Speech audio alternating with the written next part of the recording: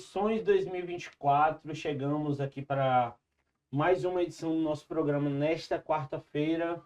Comigo, o jornalista Oscar de Barros, o professor Wellington Soares, muitíssimo bom dia. O programa que é uma promoção do Pensar Piauí, do Piauí Hoje, da editora Lamparina, chega para discutir os assuntos que estão mais em pauta para o pleito das eleições de 2024.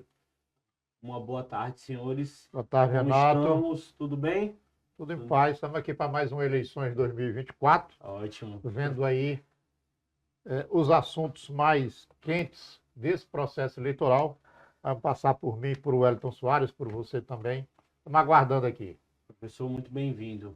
Olha, estamos na reta final, né? Agora é tudo ou nada. Então é muita emoção, tá certo, nesses próximos dias, né? Algumas eleições, inclusive, vão se definir nesses 3, 4 dias, né, restantes. Falando em emoções, nós vamos iniciar o programa tratando sobre dois lugares muito importantes na conjuntura nacional, que é a Prefeitura de Belo Horizonte e a Prefeitura de São Paulo.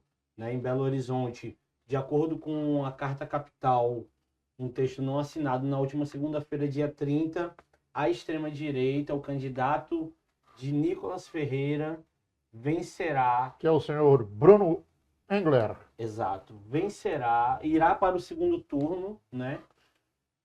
Nas eleições. Lá a coisa se estenderá até o fim do mês de outubro, Oscar. Como você está vendo essa questão? Olha, faz bem Minas Gerais, Belo Horizonte, estar aqui na pauta, porque é uma capital muito importante. A eleição que nós vamos comentar agora é da capital, que tem influência para o interior de Minas. E aí eu chamo a atenção que nenhum presidente do Brasil foi eleito e sentou na cadeirinha de presidente da República sem ganhar em Minas Gerais. Para ganhar ou para sentar na cadeira de presidente da República, primeiro você tem que fazer o teste de ganhar em Minas. Portanto, é um colégio eleitoral muito importante. Sua capital, Belo Horizonte, não fica atrás. E aí, qual é o cenário? Me parece, segundo a pesquisa Atlas Intel, que é um cenário de segundo turno. Há 3 candidatos na faixa dos 15%, o do PSD, Fuad Uman, o do MDB, Gabriel, do Republicanos, Mauro Tramonte, e o do PT, que está em 4º lugar, o Rogério Correia, tem 11,9%. Então, esses 4 candidatos, qualquer um deles pode ir para o segundo turno. E no segundo turno estará o representante da extrema-direita, Bruno Engler, do PL, que hoje tem, segundo o Atlas Intel, 26% das intenções de voto na capital mineira. Isso é muito preocupante para o campo da esquerda, muito preocupante. Olha a zebra se tivermos Bruno Engler em Belo Horizonte e Pablo Marçal em São Paulo. Meu Deus. E Nicolas Ferreira na Câmara aí, mais alguns o Nicolas anos. Ferreira. O Nicolas Ferreira é o grande padrinho, deputado federal Nicolas Ferreira é o grande padrinho da candidatura do Bruno Engler. Então, por que Belo Horizonte está na pauta das eleições de 2024? Porque vem liderando o processo eleitoral um nome da extrema-direita. Que aí, se você vê a possibilidade do Pablo Marçal ganhar em São Paulo, o mesmo do Nunes, que é o atual prefeito, se manter como prefeito da cidade de São Paulo, você tem 2 grandes municípios no Brasil num campo muito perigoso, que é o campo da extrema-direita, São Paulo e Belo Horizonte. São Paulo a gente vai já falar dos números dela. Então, a minha impressão é essa, meu temor é esse.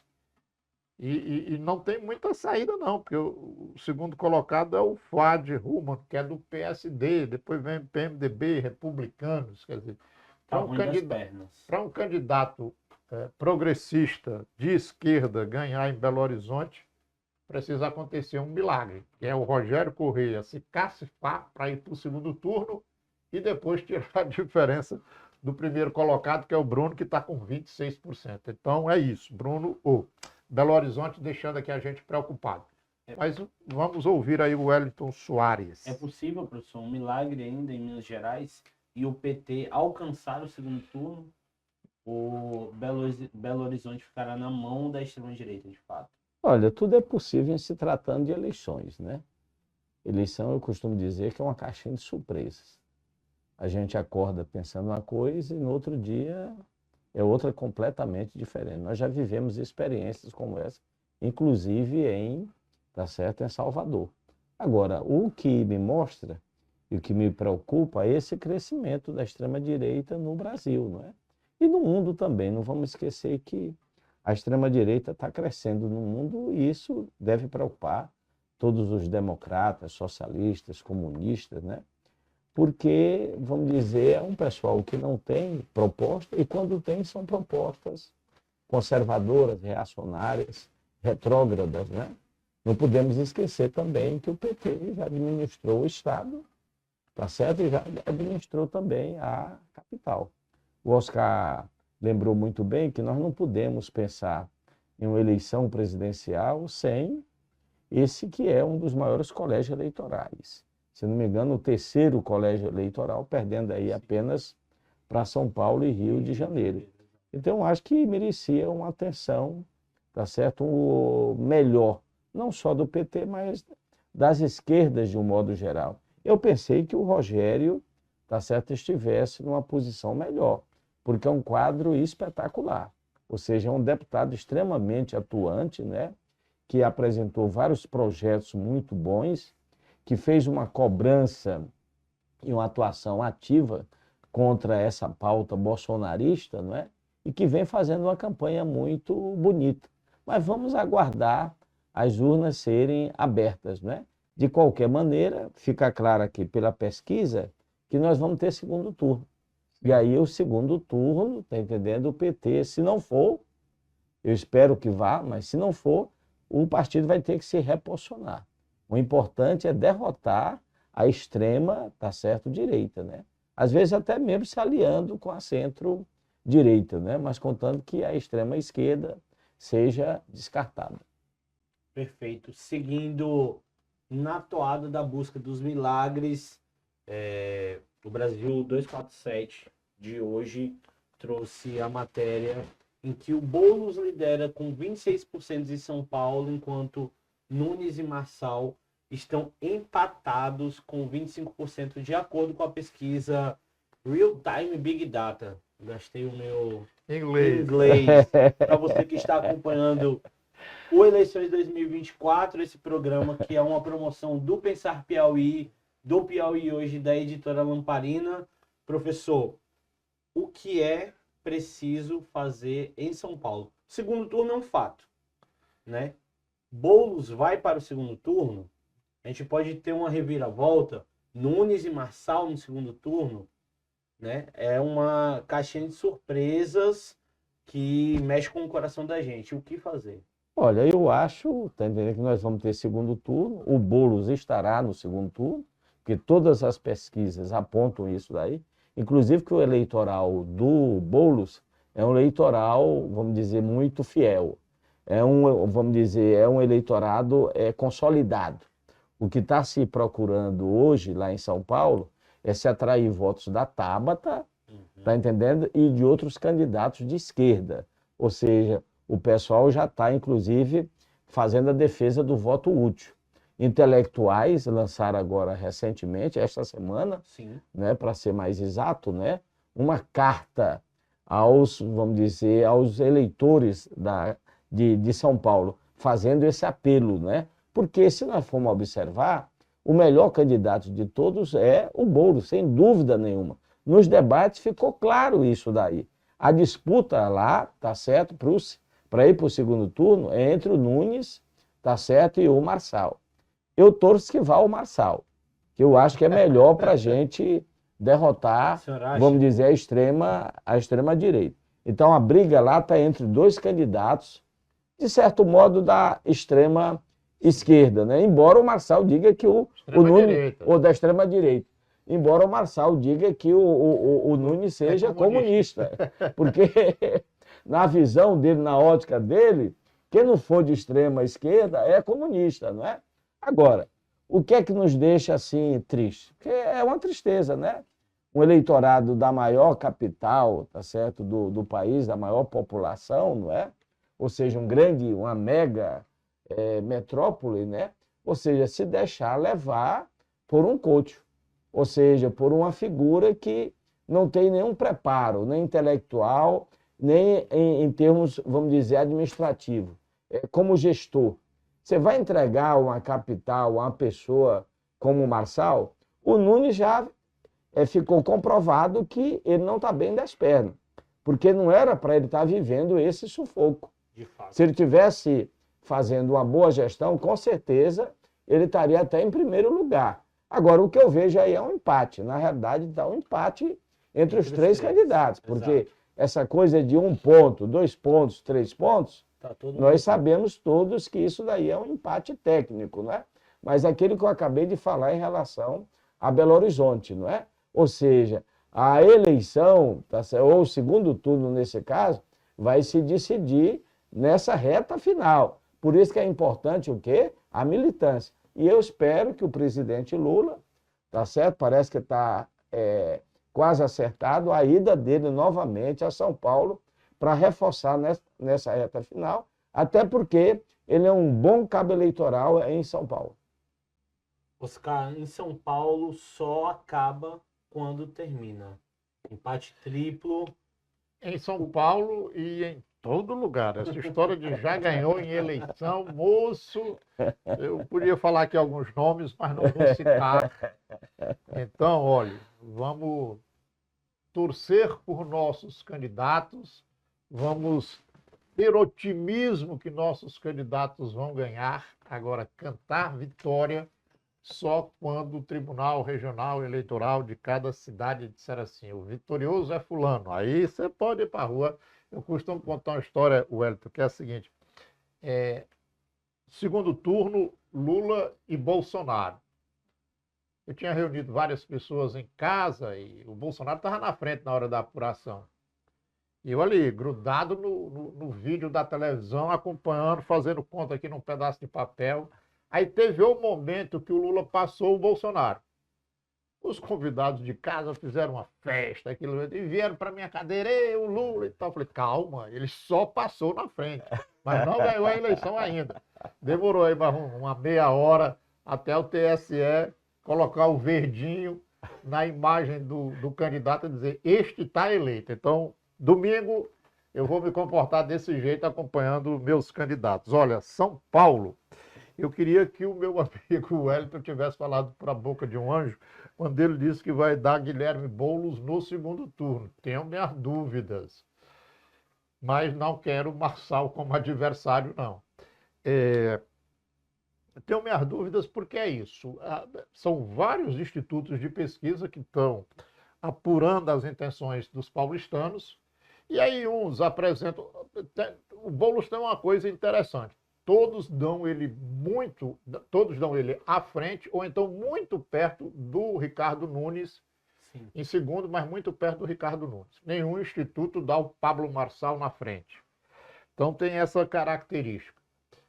Mas aquele instituto que dá o Boulos à frente, dá com uma pequena margem, né? Que aí a gente pode cair na história da margem de erro, e a margem de erro só é decidida mesmo no domingo. E aí, às vezes, a gente tem surpresa e aparece outro resultado que é aquele que a gente não quer. Então, assim, tem segundo turno em São Paulo. Agora, eu não consigo garantir quem vai para o segundo turno. Torço que o Boulos esteja no segundo turno, mas é uma torcida apenas. E aí, se for Boulos e Marçal, que foi uma possibilidade que o Wellington botou aqui como boa para o Boulos, eu receio, porque a cobra você tem que matar logo, entendeu? Desculpa aí o pessoal ambientalista, mas é o modo figurativo de falar as coisas. A cobra você tem que matar logo. Não pode ficar criando a bichinha. Se deixa Entendeu? o ovo chocar. Pois é. Então, assim, é um risco grande o Marçal, é um risco para São Paulo, é um risco para o Brasil, o Marçal passar para o segundo turno. Então, a minha torcida é que domingo o TRE proclame Boulos e Ricardo Nunes no segundo turno, e aí Boulos vai ter 20 dias para mostrar para o paulistano por que o paulistano deve votar nele e não em Ricardo Nunes. E aí eu espero que o Lula efetivamente se dedique mais à campanha de São Paulo para a gente trazer essa vitória para a candidatura do Boulos. Mas é isso, a expectativa daqui até domingo. O programa eleitoral encerra na quinta-feira, não é isso? Sexta não tem mais. Então, São Paulo vai ficar sexta e sábado sem ver a cara do Ricardo Nunes. Que ele cresceu nas intenções de voto depois do horário do programa eleitoral. Sim.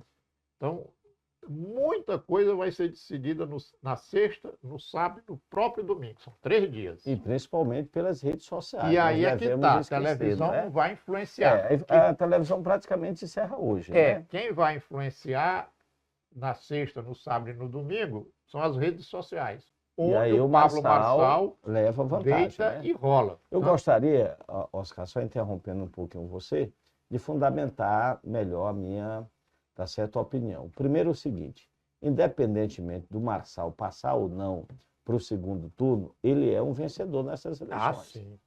Eu acho que todos nós aqui concordamos porque ele projetou o nome dele e é uma alternativa ao próprio Bolsonaro, né? Observemos que o Bolsonaro Esse que está acuado, né? reforça a candidatura do Nunes, apoia a candidatura do Nunes, como os seus filhos também, não é? Se o Pablo vai para o segundo turno com o Boulos, eu acredito que o Boulos vá para o segundo turno, porque tem uma coisa que os outros partidos não têm, a militância. Tá certo? E a militância não só do PT, mas a militância da esquerda. O PSOL tem uma militância muito ativa, e isso eu pude constatar em São Paulo, quando eu estive em São Paulo agora no início deste mês, não é? Que eu vi, entendendo, uma manifestação no início de setembro, deste mês de setembro, por parte das mulheres, não é? do PSOL. Então eu acho que a militância, juntando a militância do PSOL, do PT e de outros partidos de esquerda, eu acho que nós vamos fazer a diferença. Indo Pablo Marçal, nós vamos, tá entendendo? O próprio Nunes vai sair muito magoado dessas eleições com Pablo Marçal. Então, essa coisa também que nós podemos atrair votos desse pessoal, desse eleitorado, parcelas do eleitorado tá certo, do Nunes. Mas o que me chamou mais a atenção é o seguinte, se os dois candidatos são de direita, um mais à direita do que o outro, não é? O que me preocupa é que, somando os votos dos dois, eles ultrapassam o Boulos. Então, isso daí foi benéfico para a nossa candidatura. Uma vez que a Tabata, a gente observa que a Tabata lá está com 11, tá certo? 11%, né? Então, ela não, vamos dizer, deslanchou a campanha dela. Daí o apelo ao voto útil para que o eleitorado dela vote no Boulos. Já agora, no primeiro turno. Perfeito. Mas vamos sair do Brasil e vamos... Aliás, São do Paulo. Brasil não, vamos sair do Sudeste, vamos sair do Sudeste e vamos para... Vamos nos aquecer, né? Para você que está aqui no YouTube acompanhando Eleições 2024, esse programa que é uma promoção do Pensar Piauí, da Lamparina Editora e do Piauí Hoje. Agora vamos conversar um pouco mais sobre as nossas áreas, né? Vamos falar sobre os candidatos petistas no Nordeste, né? Que confirmam a força do partido nessa região. É uma matéria do Brasil de Fato, né, publicada ontem. E ela vai tratar basicamente sobre 3 candidaturas, né? A primeira é a Natália Bonavides, do PT de Natal. E depois o candidato do PT em Fortaleza, Evandro Leitão, que são 2 dos que aparecem com maior força. De acordo com a última pesquisa, a Bonavides apareceu com 24,8% das intenções de voto, seguida por Paulinho Freire, do União Brasil, com 27%. Em Fortaleza, o Evandro Leitão apareceu com 25% das intenções de voto, né? Como vocês têm visto, têm conseguido acompanhar essa movimentação do PT nesses locais aqui mais próximos do Piauí, aqui na nossa região? Olha, a matéria do Brasil de Fato, ela destacava 3 capitais do Nordeste, que nem o Renato já falou, Natal, Fortaleza e Teresina, com o Fábio Novo. Mas nós vamos tratar a Teresina de forma particular daqui a pouco. Então vamos pensar o Nordeste a partir dessas 2 capitais. E eu queria lembrar que em Recife o PT não tem candidatura própria, mas apoia o atual prefeito, que, segundo também as pesquisas, vai levar no primeiro turno. Lá não tem segundo turno. É João Campos, né? O João Campos, apoiado pelo Partido dos Trabalhadores, vai levar de barbada. Então, Recife, Teresina, Natal e Fortaleza, das 9 capitais, o PT está, digamos assim, bem colocado em 4. Eu acho que o grande problema do mapa do Nordeste é Salvador, que é uma capital forte, que é um estado forte. Um grande colégio eleitoral. Um grande colégio eleitoral, mas aí esse nós vamos discutir daqui a 4 anos uma possibilidade do PT ganhar lá, porque esse está descartado. Bem, a Natália Bonavides é uma surpresa, porque, conforme diz o texto, ela vinha aparecendo lá em 4º lugar no início do ano, quando as primeiras pesquisas foram feitas. E aí a trajetória das intenções de voto da Natália vem numa crescente a ponto dela agora aparecer em primeiro lugar.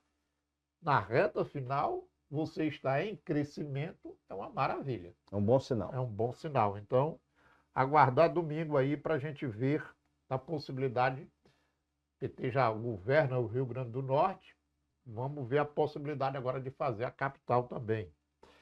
Fortaleza, o Evandro Leitão também já aparece em primeiro. Não, lá ele está em segundo lugar com 25% das intenções de voto. O primeiro colocado é o André Fernandes, do PL, que tem 27%. Mas Fortaleza é o seguinte, houve muita confusão interna no Partido dos Trabalhadores lá, superou-se essas confusões, centrou-se no Evandro, e aí o Evandro aparece agora também na reta final nesse crescimento, indica um segundo turno, claro, aqui na vizinha capital do Ceará, e aguardar para que esse segundo turno seja confirmado, e aí, nos 20 dias que faltam para o segundo, o Evandro poder fazer uma bela campanha se mostrando para o eleitorado de Fortaleza e ganhe mais essa capital. É importante, do ponto de vista do progressismo, que esta bandeira vermelha que foi fincada no território nordestino, ela permaneça pintando essa região com essas cores, né? Com o vermelho do PT. E as eleições municipais marcam isso. Para governo, a gente tem dado de lavada. Para a eleição majoritária do Brasil, a gente também tem mostrado, o Nordeste tem mostrado muita força. Agora temos esse momento aí, com 4 capitais bem encaminhadas para o progressismo continuar no comando dessas cidades. Professor, o Evandro saiu do 5º lugar após essa organização citada pelo Oscar e o início da campanha de fato. Deixou o 5º lugar, já aparece agora nas cabeças. A Natália Bonavides é um quadro que vem sendo desenvolvido pelo PT de Natal já há muito tempo, já concorreu a deputada federal, eu participei de uma campanha em 2016, era um quadro que tinha muita capilaridade, né, principalmente ali na capital.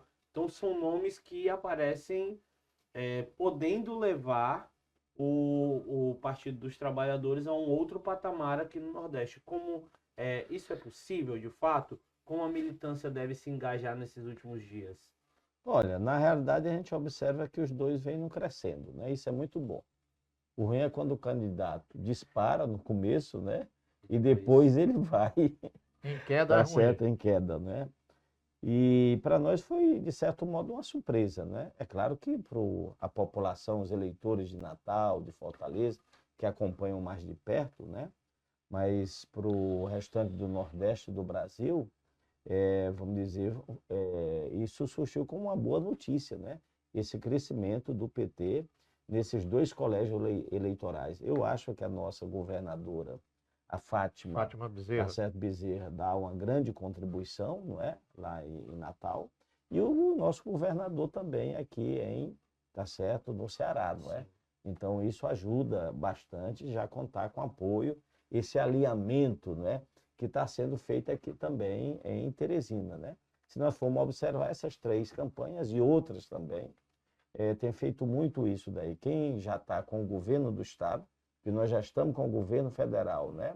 E aí a campanha é feita defendendo esse alinhamento que, de certo modo, favorece bastante, isso é extremamente positivo.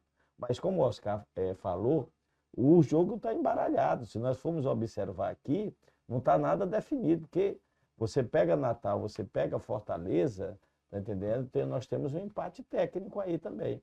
Então essa reta final, esses últimos dias, são decisivos, né? E a militância, mais uma vez, vai fazer o quê? A diferença. Aqui, em relação a Pernambuco, a Recife, eu concordo com o Oscar. O João Campos está numa situação melhor, porque está disparado. Primeiro que ele já é o atual prefeito, né? Então ele vai para a reeleição. Isso o favorece, porque ele fez uma boa gestão, não é? E no caso aqui de Teresina, tá entendendo? A gente observa pelas últimas pesquisas que o Fábio Novo, ele abriu uma dianteira. Ou seja, ele não está mais na margem de erro. Ou seja, nós temos aí pesquisa apontando ele com a diferença de 11, 13 até 15 pontos, né? Então, a margem de erro para 20 pontos percentuais. Então, eu acho que ele está numa situação confortável, mas é aquilo que nós costumamos dizer, não é? Ou seja, o jogo só é ganho após a abertura das urnas e a divulgação do resultado, a divulgação oficial do resultado. Porque essa coisa de salto alto ou que já ganhou, isso não existe em campanha eleitoral. Por isso que eu observo que tanto o Fábio quanto a sua equipe de campanha não entraram nesse oba-oba. Muito pelo contrário. Agora eu me lembrei da eleição para governo do Piauí de 2002 que o Wellington Dias ganhou. Você se lembra que foi feita a apuração e aí a imprensa disse assim, o Wellington Dias é o virtual governador, está eleito. Só que o TRE não disse. Exatamente. Deixou para ser na segunda-feira. A gente foi para a rua, fez festa, mas dormiu apreensivo. E no dia seguinte, na segunda-feira, o Wellington foi cedo para o TRE, que aí sim confirmou a vitória dele. Mas assim, isso que você acabou de dizer. Você tem o domingo da eleição, você tem a apuração, mas o bom mesmo é quando o Tribunal Regional Eleitoral diz, fulano ganhou. Aí é só esperar a diplomação. Eu acho também, na minha opinião, que faltou uma presença maior do Lula, tá certo, na campanha, de um modo geral. Essa é a impressão que eu tenho, não é? É que ele deveria ter circulado mais pelo país, porque essa campanha, ela de certo modo antecipa 26. Se ele é candidato e deve ser o candidato em 26, nós deveríamos ter preparado melhor, vamos dizer, esse resultado eleitoral. Porque vai respingar, tá certo, na gente. O resultado vai nos favorecer ou vai respingar na gente de tal modo a nos deixar um pouco assim apreensivos. Observe que acabou de sair um resultado de pesquisa, de avaliação do governo Lula, não é? E o Lula, tá certo, desfruta aí de 32% de, vamos dizer, governo ótimo, né? Tá bom, ótimo e bom. E tem o regular, de maneira que o coloca lá, vamos dizer, com 60 e pouco, né? Mas ele deveria ter circulado mais no país inteiro, não é? Porque me parece que ele se restringiu muito a São Paulo, né? E principalmente aqui no Nordeste.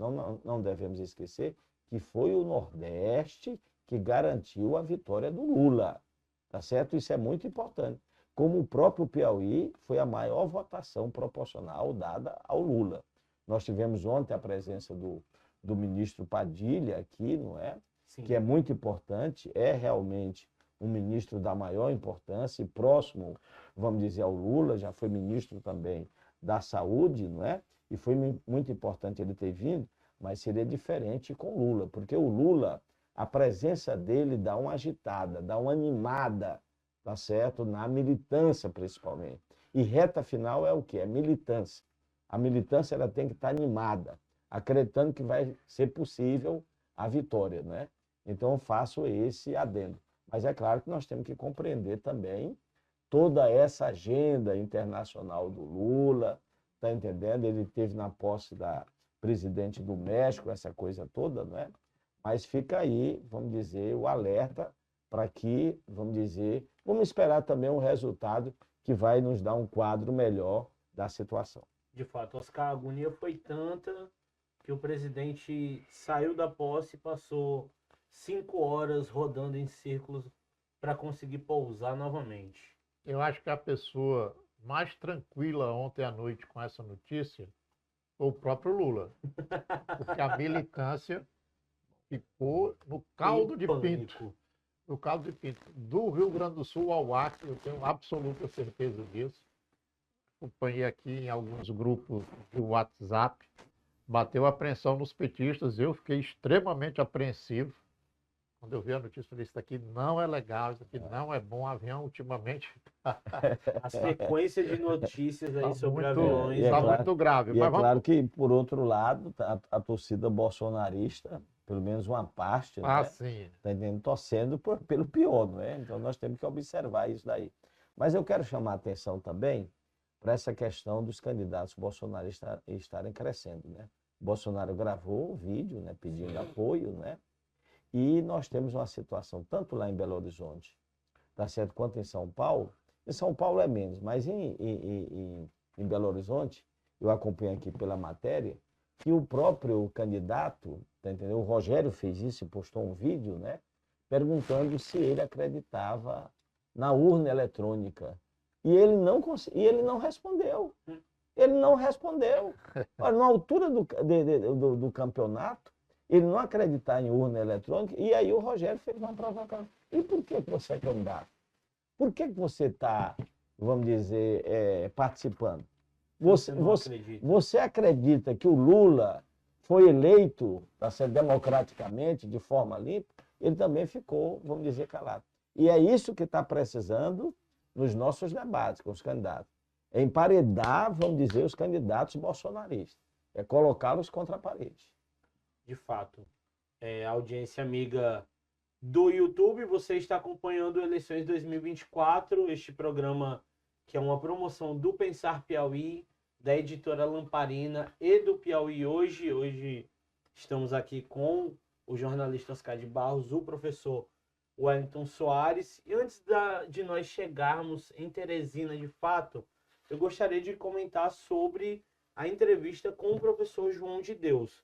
O professor João de Deus veio até o Pensar Piauí, conversou com o Oscar e traçou um panorama sobre o Partido dos Trabalhadores nestas eleições em todo o estado, né? O PT está organizado em 222 municípios piauienses e o presidente João de Deus apontou 43 candidatos enquanto favoritos e 70 candidatos enquanto muito competitivos, né? São aí 103 candidaturas que têm chance 113 de fazer com que o PT aumente o número de prefeituras, né? É disparado o partido com o maior número de candidatos dentro do estado. O presidente falou sobre isso, sobre uma queda da direita, em especial o progressista, e eu gostaria que os senhores comentassem sobre o Piauí antes de nós entrarmos de fato em Teresina. Então, eu fiz a entrevista ontem, ela está disponível no Pensar Piauí, no canal do YouTube do Pensar Piauí, com o presidente do partido, João de Deus. E acho que o João merece, inclusive, parabéns pelo trabalho feito à frente da agremiação partidária, porque os números que o PT do Piauí apresenta são números que merecem muito respeito. conforme o Renato disse, nós vamos tratar Teresina à parte. Mas só o fato de ter Fábio Novo liderando as pesquisas de opinião em Teresina já é um indicativo da organização do deputado João de Deus à frente do PT, no caso aí específico, auxiliado pelo Magalhães, que é o diretor, que é o presidente do Diretório Municipal de Teresina. Mas você ter 224 municípios no estado e ter uma participação efetiva em 222 candidaturas é um número expressivo, Wellington Soares. Ele colocou que pegaram todos os candidatos do PT, dividiram assim em categorias. Aqueles candidatos que eram favoritos para ganhar a eleição, aqueles candidatos que competiam com condições de ganhar a eleição, e uma terceira situação de que o PT tinha candidatura, mas que a análise do local, as pesquisas, não indicavam a possibilidade de vitória do PT. Então, por esse apurado que a direção estadual do PT fez, vou repetir os dados que o Renato já colocou aqui, o PT tem 43 candidatos favoritos para ganhar a eleição. E tem 70 candidaturas competitivas. Então, dá 113, digamos assim, candidatos em condições de vitória no próximo domingo. Lembrando que no Piauí só existe segundo turno em Teresina. Então, domingo, você decide 221 municípios. Acho que o Parnaíba também, não? Não, acho que não. Não? Não tenho certeza. Até a eleição passada não tinha. Não tinha, né? E espero também que o Fábio Novo resolva aqui no primeiro turno para a gente, domingo, esquecer a história de segundo turno no estado do Piauí. Bom, então, assim, só para me concluir aqui e passar para você, Renato, eu vejo com muita galhardia o trabalho feito pelo João de Deus à frente do PT. São números muito importantes, muito significativos, que mostram o que o Estado tem se comportado politicamente assim há anos, com as vitórias de Lula, com as vitórias de Wellington Dias, com a vitória de Rafael Fonteles. Agora, problemas acontecem, não é só louros, não. Antes aqui do programa me mandaram aqui um quiprocó, digamos assim, lá na cidade de União.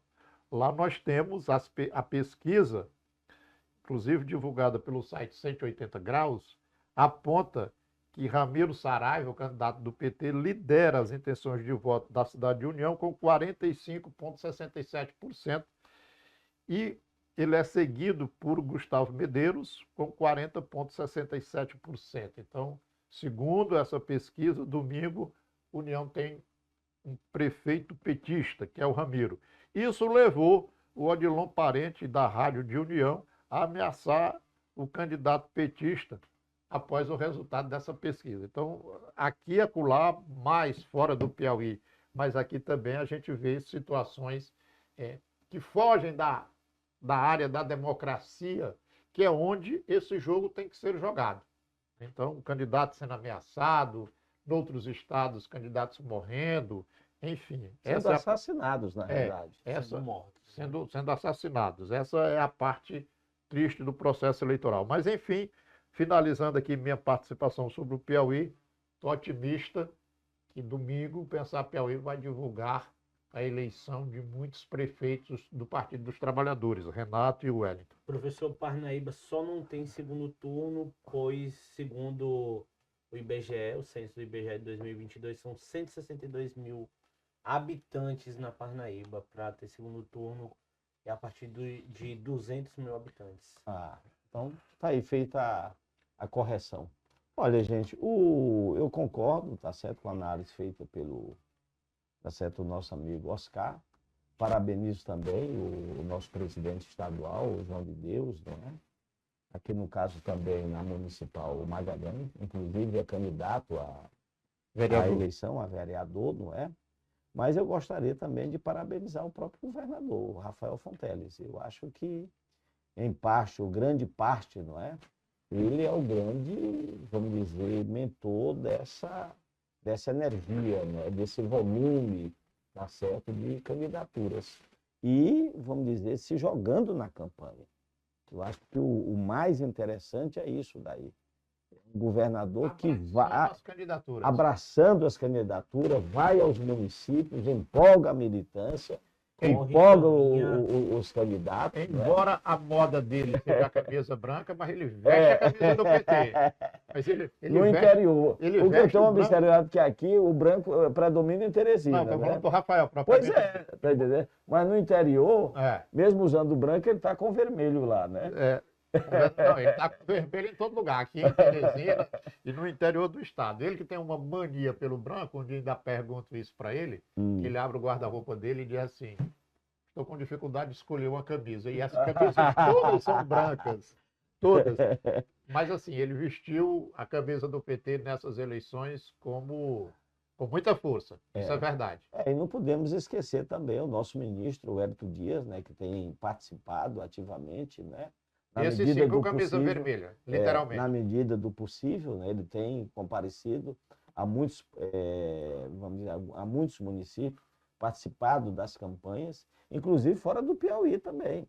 Representando o Lula. Representando o Lula. Ele esteve recentemente em Fortaleza, né, e em outras capitais também, até porque ele tem uma liderança nacional. Não é de hoje, enquanto ministro, não. O Hélio Dias já era conhecido nacionalmente, né? Então, daí ele ser muito solicitado.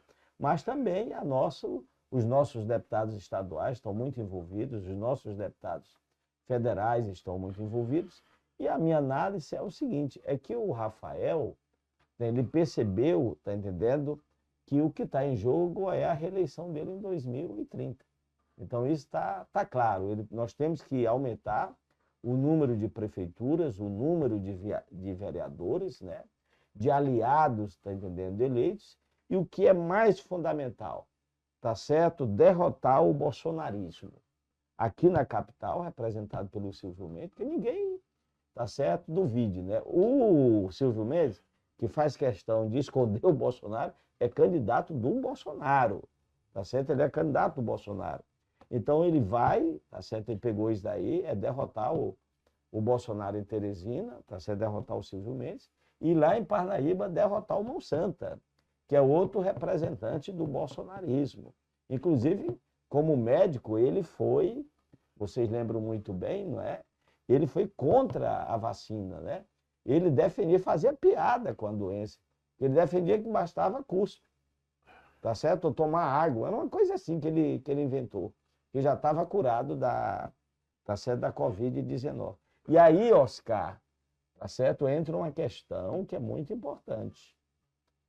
Porque ele derrotando o Silvio Mendes agora para prefeito, ele vai praticamente ter caminho livre. Quem vai enfrentar o Rafael Fonteles em 2030? Porque eu tenho certeza que com 2 tacas seguidas, o Silvio vai tomar um simancol.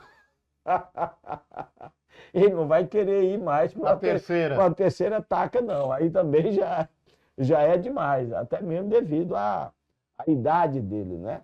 Então, olha como ele está pensando estrategicamente. Porque se ele derrota o Silvio, quem se torna o candidato para enfrentá-lo em 2030? O senador Ciro Nogueira não teria essa coragem, não, Wellington Soares? Eu acredito que não, tá certo? Interessante que ele já ensaiou várias vezes, mas sempre se acovardou, tá entendendo? E não tem coragem de encarar uma disputa estadual, né? Pode ser que ele mude de ideia, porque a eleição é muito flexível, né? Então, o Silvio de fora, eu acho que ele deve buscar a reeleição para o Senado, embora eu acho difícil. Eu acho que ele vai tentar deputado federal. Ele vai se candidatar a deputado federal. Quem seria candidato? E o Júlio Arco Verde não é o atual federal? Mas o Júlio não tem ainda envergadura eleitoral para disputar uma campanha ao governo do Estado, não é? Não, estou perguntando Monsanto assim, não daria, se o Júlio também Arco Verde mais. é deputado federal do Partido Progressista hoje, e o Ciro sai do Senado para a Câmara Federal, o que fazer do Julinho? Mas aí pode ser que ele sonhe em ter 2 vagas, não é? Tá certo? Há essa possibilidade aí de ter 2 vagas. Porque convenhamos, vaga, nós vamos ter 2 vagas para o Senado, né? Exato. Tá certo? Nós vamos ter 2 vagas para o Senado. Uma já é, tá certo, do Marcelo Castro, de certo modo, né? Ele vai para a reeleição, não estou dizendo que ele já tá eleito não, pelo amor de Deus. Mas uma vaga ele vai disputar com grande chance, tá certo, de ganhar. E a outra vaga que vai ser disputada, nós vamos ter na realidade uma vaga para ser disputada, né? E aí o Ciro vai arriscar ficar sem mandato, porque tudo que o Silvio quer, o Ciro quer, tá certo, é um mandato, ou seja, como deputado federal, ou seja, como, tá certo, senador. E lembrar que ele só foi eleito senador com a ajuda, tá certo, do índio. E o Brandão tem a tese aí que a vingança do índio ela é implacável. Vamos para os números aqui, Renato? Vamos. Para você que está nos acompanhando aqui, saiba que esta entrevista com o João de Deus, você que quer ver toda a seara de assuntos ali abordados, essa entrevista está disponível no canal do Pensar Piauí. Nós deixaremos o link na descrição desse episódio. Agora já passamos aí por Natal, por Fortaleza, falamos do governo do estado, agora vamos falar Teresina, desta capital, né? Vamos falar de Teresina. Mais uma pesquisa. vamos falar agora do Fabim. O agregador da CNN, né?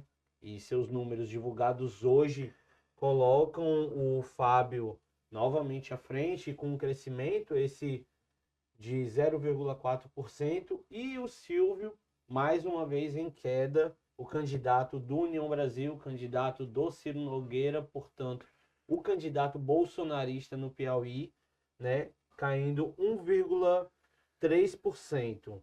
Hoje, Fábio aparece com 53,2% dos votos válidos, lembrando que este é um agregador, né? Enquanto Silvio com 40,2%.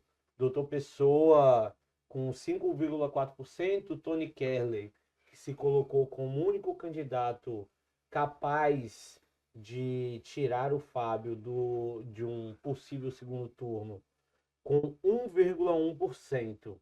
Né? Eu queria ouvi-lo, Oscar, sobre Teresina, né? Este que é o Eleições 2024, o último gravado antes do resultado, de fato. Mas quarta-feira estaremos aqui Quarta-feira comentando os resultados. aqui, sem dúvida nenhuma, falando isso daí, Oscar, sobre um segundo turno, falando sobre uma vitória cachapante no primeiro turno. Nos acompanhe, vocês saberão. Por enquanto, me conte, Oscar. Olha, o agregador de pesquisa, ele é uma ferramenta muito interessante, porque ele reúne várias pesquisas, os números de várias pesquisas, e faz lá digamos assim, bota o alho, bota a cebola, bota uma pimentinha, dá uma mexida e sai a comida muito bem temperada. Ou seja, uma feijoada. Porque se você ficar, o Instituto Fulano de Tal deu isso. Não, mas o Instituto Fulano de Tal deu aquilo. E é o terceiro instituto, e o quarto instituto, e o quinto instituto. É instituto de pesquisa que não acaba mais. Tem os locais, tem os nacionais, enfim. Aí agora nós temos o agregador de pesquisa, que é, como eu disse, reúne tudo isso e te dá uma noção do que todas as pesquisas estão falando. Então, a CNN criou o agregador, pela segunda vez consecutiva, divulga os números com o Fábio Novo à frente das pesquisas, o que reforça o que o Fábio Novo vem anunciando, o que o Fábio Novo vem divulgando, que reforça o que os institutos de pesquisa que apontam a vitória de Fábio Novo também vem apurando ao longo de todo esse processo eleitoral. É muito pouco o que o agregador disse que o Fábio Novo cresceu, 0,4%. É muito pouco também o que o agregador de pesquisa disse que o Silvio caiu 1,3%. Agora, isso mostra o movimento. Um está subindo, o outro está descendo. Tá certo? E nós estamos a 5 dias da eleição. Isso é uma tendência de movimento. Então, eu estou acreditando piamente que domingo o TRE proclama a vitória de Fábio Novo no primeiro turno.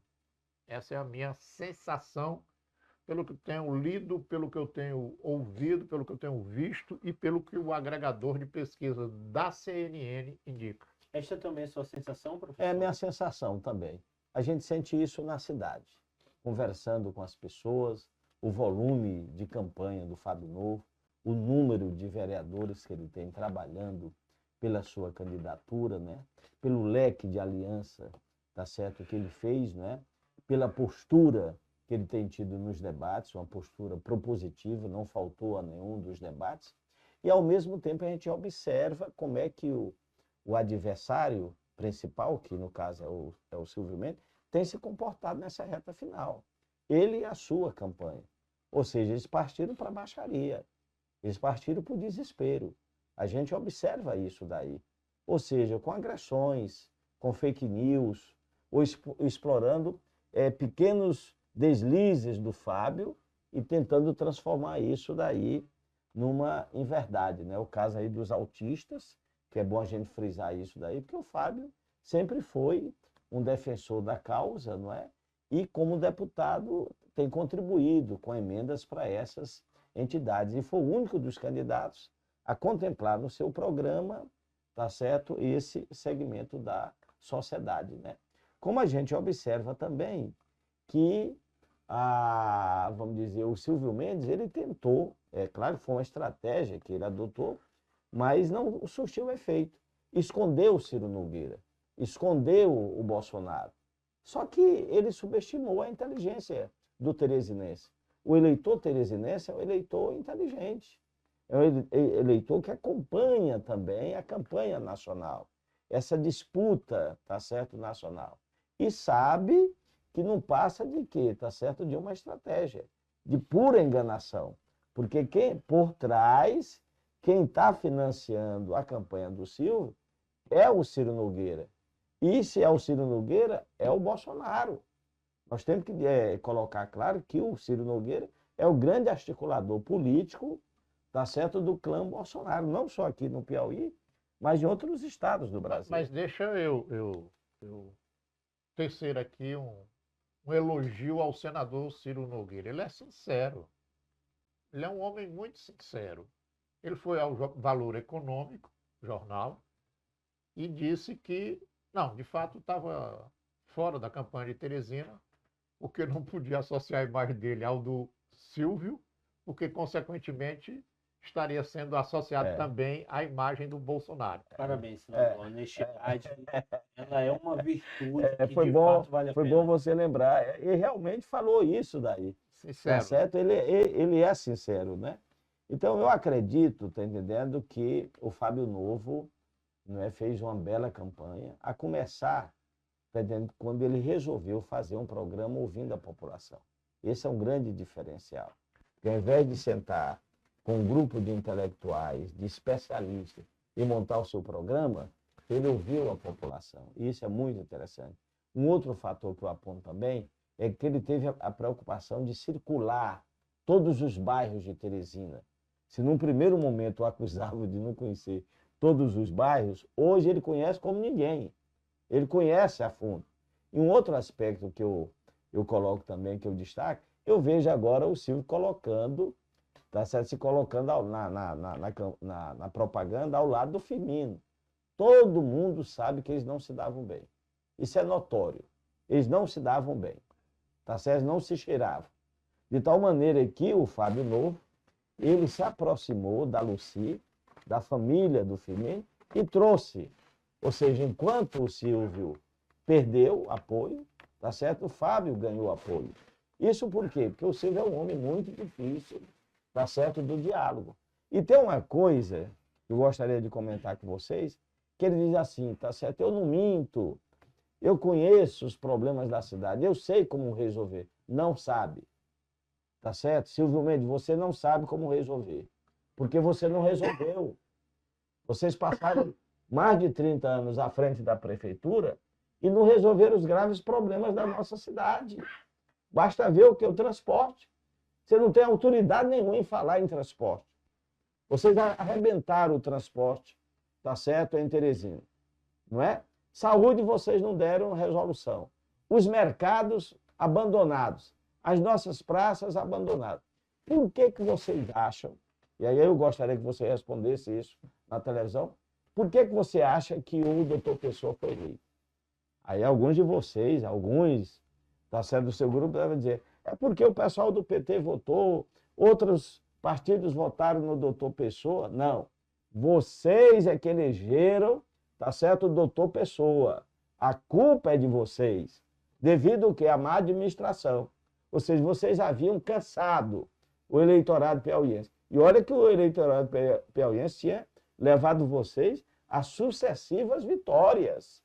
Então a culpa é de vocês. Então vocês não têm experiência nenhuma. Vocês não sabem resolver os problemas, porque vocês não resolveram. O doutor Pessoa, em alguns aspectos, resolveu mais problemas do que vocês. Muito bem, Wellington Soares. Nesse sentido, essa altura do campeonato, creio que não preciso pedir que você que está nos acompanhando, né, acompanhando a eleições de 2024, se inscreva no nosso canal, dê um like. Tenho certeza que não preciso pedir isso mais, Mas né? peça, meu filho. Mas eu peço. Peça. Se inscreva, dê o like. Este foi... Peça para o amigo fazer a inscrição no canal, para dar um like também. Sim, O exato. vizinho. Não se esqueça também de se inscrever no canal do Piauí Hoje, de seguir a editora Lamparina nas redes sociais. Este foi o penúltimo episódio do Eleições 2024, antes das eleições de domingo, agora dia 6. Gostaria de agradecer o professor Wellington Soares, agradecer o Oscar. O último antes das eleições. E o último. E o penúltimo do ano. Porque na quarta-feira, depois da eleição, a gente vai estar aqui comentando os resultados eleitorais do Piauí e do Brasil.